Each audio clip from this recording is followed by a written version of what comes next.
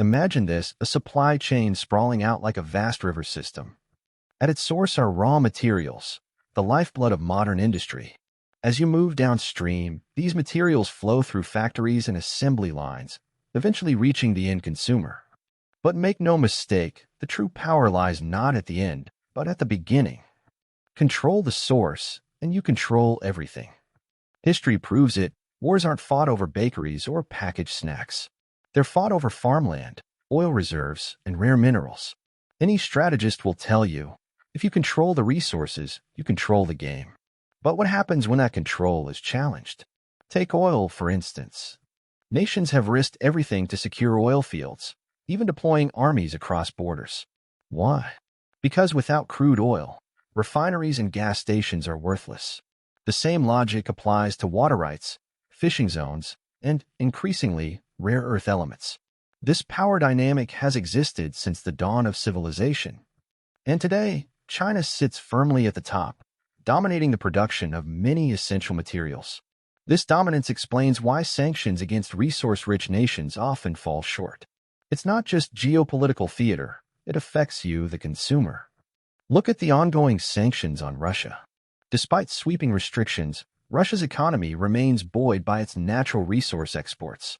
Similarly, the U.S. chip war against China faces major roadblocks. The U.S. tried to cut China off from advanced semiconductor chips, targeting companies like Huawei.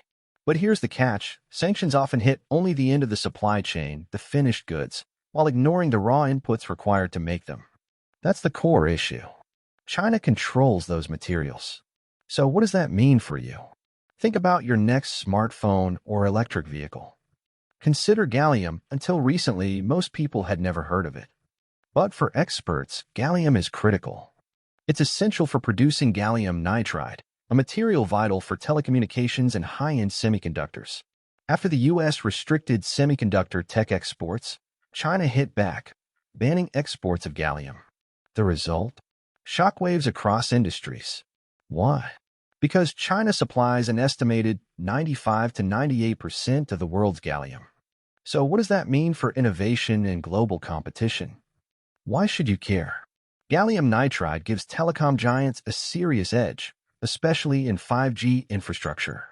Huawei, a key target of U.S. chip sanctions, uses gallium nitride to build 5G equipment that's lighter, more efficient, and cheaper to deploy.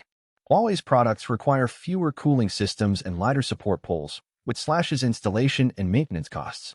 That directly impacts the affordability and reach of 5G networks, making high-speed internet more accessible to consumers. Competitors like Ericsson and Nokia have a tough time matching those efficiencies, giving Huawei a strong lead in global markets. The Pentagon's reaction highlights just how complex the issue is. Despite calls to strip Huawei gear from U.S. networks, the Department of Defense has repeatedly requested waivers to delay compliance. Why? Because Huawei's tech is often irreplaceable. Alternatives cost more and perform worse. In 5G, Huawei is now a generation ahead, largely due to its access to gallium and advanced engineering. But the bigger question is this: can the U.S. afford to fall behind in such a crucial industry? And it doesn't stop with telecommunications. Gallium plays a vital role in power electronics, clean energy, autonomous vehicles, and defense. A 2021 White House report named gallium a critical material for U.S. supply chains, underscoring its importance across multiple sectors. In fact, the report mentioned gallium 14 times, revealing vulnerabilities in areas from semiconductors to renewable energy. Meanwhile, the Center for Strategic and International Studies (SISE) estimated that a 30% disruption in the global gallium supply could cost the U.S. economy $62 billion annually, with serious ripple effects on industry and national security. Imagine what that means for the tech you rely on every day, from electric cars to energy-efficient appliances. China's dominance in gallium is tied to its massive aluminum industry, where gallium is a byproduct.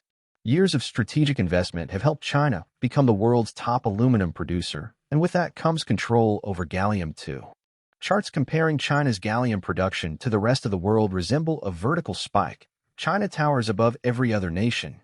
According to SISE, China controls more than 98% of the global raw gallium supply, leaving the U.S. and its allies heavily reliant on Chinese exports.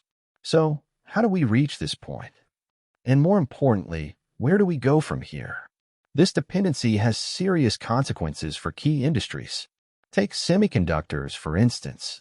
They're foundational to everything from smartphones to fighter jets, and advanced chip manufacturing depends on gallium wafers. Without a reliable gallium supply, production bottlenecks arise, threatening innovation and competitiveness.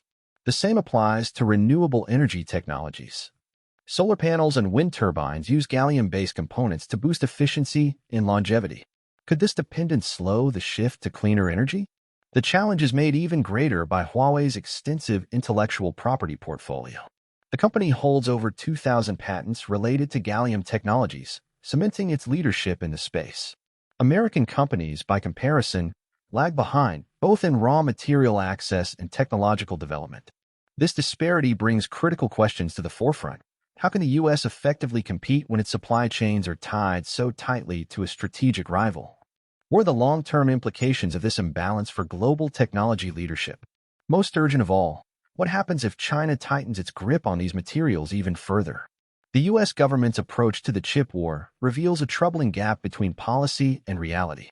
Restricting chip exports to China without addressing upstream supply vulnerabilities is like cutting off a river downstream while ignoring its source. Did policymakers misjudge China's ability to weaponize its resource control? Or did they simply assume China wouldn't respond? Either way, the outcome could reshape the strategic landscape for decades. When China restricted exports of rare earth elements and other critical materials, it exposed the fragility of Western supply chains. This tit-for-tat approach highlights a fundamental truth. Control over raw materials gives nations extraordinary leverage. If the U.S. tells China, "We won't sell you advanced chips," China can reply, "We won't sell you the materials needed to make them."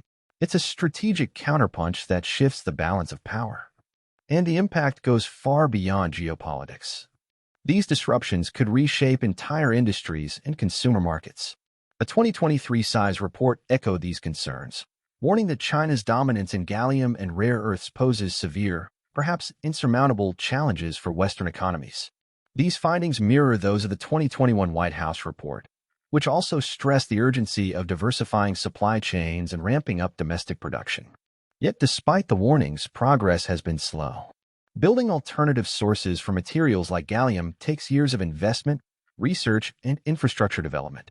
Meanwhile, China's dominance remains intact. Could these delays inflict lasting damage on American technological leadership? So where does that leave us? The chip war has exposed a critical vulnerability in global supply chains, the reliance on a single nation for essential inputs. As countries come to terms with this reality, the question becomes not only how to compete, but how to innovate under constraint.